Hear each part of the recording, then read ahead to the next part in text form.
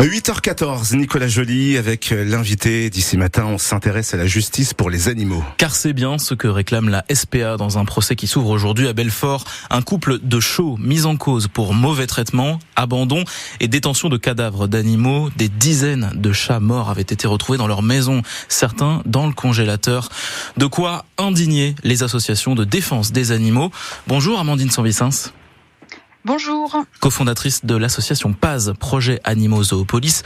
On parle là d'une affaire qui choque, mais ce type de violence contre les animaux, est-ce que c'est si inhabituel que ça ?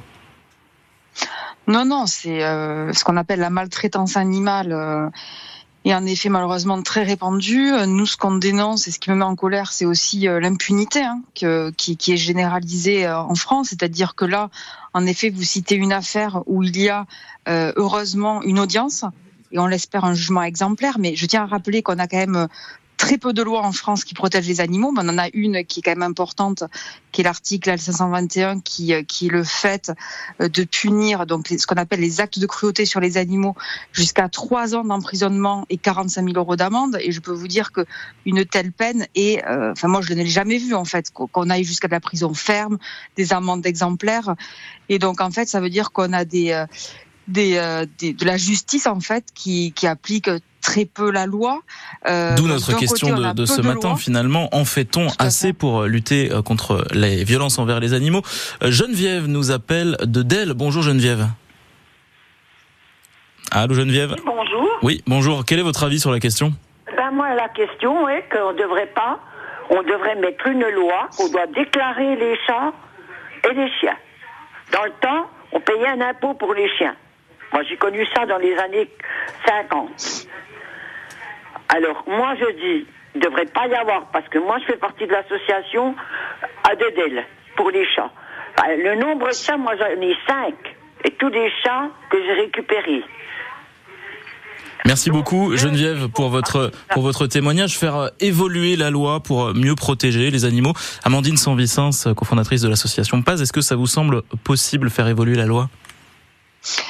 Écoutez, c'est une question politique en fait, et on se rend compte qu'il y a une inaction des gouvernements successifs en matière de conditions animales qui nous révolte, parce qu'en fait, comme a pu le dire Geneviève, on a la société civile qui attend des lois pour interdire des pratiques barbares et cruelles, comme par exemple, on pourrait parler de l'abolition des corridas, mais on pourrait parler évidemment en matière d'abandon de chats errants. Je rappelle que la France est le pays qui abandonne le plus d'animaux de compagnie en Europe, et pourtant finalement on peut encore acheter des animaux de compagnie sur des salons de manière impulsive.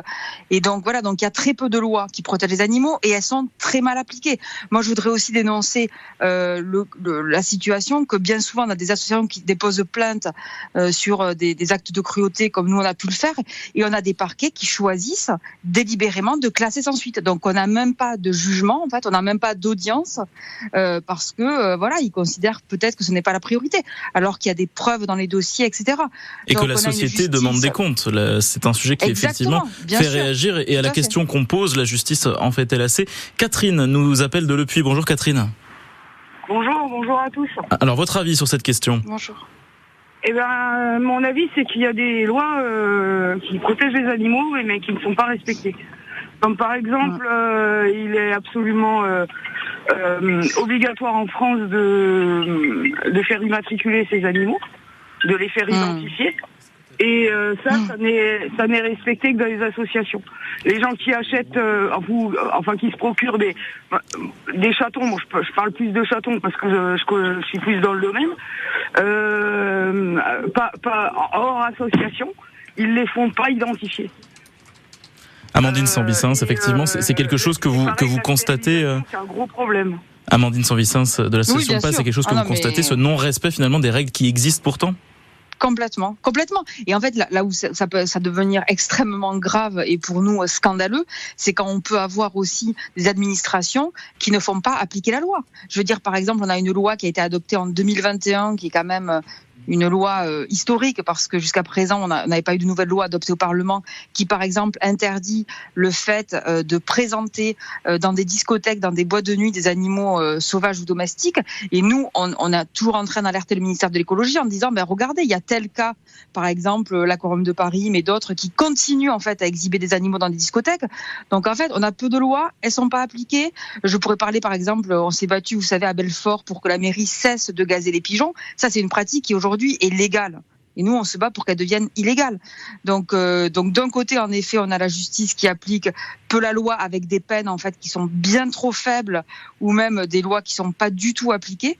Et de l'autre, on a des pratiques extrêmement cruelles et choquantes. Où si demain, vous voyez, on faisait un référendum en France, elle serait interdite du jour au lendemain.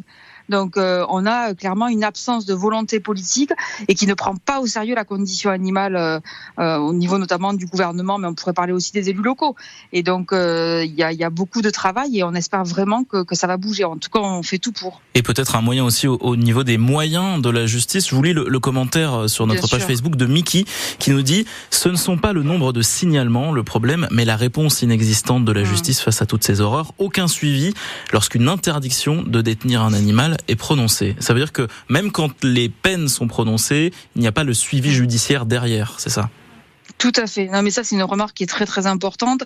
On a aussi ce qu'on appelle la DDPP, donc les services vétérinaires de l'État, où il y a très peu de moyens, où ils sont en sous-effectif et où finalement, il y a un laisser-faire, en fait, où on sait des fois qu'il y a des mauvais traitements sur animaux et il n'y a pas de sanctions, de poursuite des parquets sur des affaires. Donc voilà, donc c'est extrêmement préoccupant, extrêmement grave, et on espère qu'il va y avoir une réaction à la fois du Parlement et à la fois du gouvernement. Ce qui est terrible aussi dans ce genre de cas, c'est qu'on se rend compte, on va dire, de la gravité des faits seulement une fois qu'ils sont perpétrés. Je repense à l'exemple de ce procès donc qui s'ouvre aujourd'hui à Belfort, un couple qui avait accueilli beaucoup d'animaux chez eux. On parle là du syndrome de Noé. Pour s'occuper de ces animaux, ils les mettent chez eux. Finalement, ils ne parviennent pas à s'en occuper. Ils sont finalement dépassés par la situation. Comment on fait pour empêcher ça ? Parce que vous le disiez, c'est des cas qui arrivent quand même assez fréquemment. Oui, bien sûr. Alors, écoutez, nous sur les animaux de compagnie, on a une position qui est extrêmement claire, c'est que il faut interdire leur commercialisation. C'est-à-dire qu'on peut pas arrêter de vendre comme de la marchandise des animaux et de l'autre côté être le premier pays qui abandonne alors qu'on a des refuges qui sont pleins. Il faut qu'il y ait beaucoup plus d'adoptions. Donc, on a une loi qui interdit la vente des chats et des chiens en animalerie, mais ça ne va pas du tout assez loin parce qu'il y a d'autres animaux concernés. On pourrait parler des lapins, des furets, de tout ce qu'on appelle les nacs, etc., qui eux aussi sont abandonnés. Et puis surtout, aujourd'hui, on peut en acheter très facilement, que ce soit dans les élevages, sur les salons de vente d'animaux de compagnie, etc. Donc ça, il faut l'interdire. Enfin, je veux dire, on peut pas responsabiliser aussi les personnes détentrices d'animaux, effectivement. Merci beaucoup, oui, Amandine Sanvicens, d'avoir été avec nous ce matin pour évoquer cette question. Je rappelle que vous êtes la cofondatrice de l'association Paz et je remercie également Geneviève et Catherine qui nous ont appelés pour nous donner leur avis sur cette question. Merci beaucoup et bonne journée.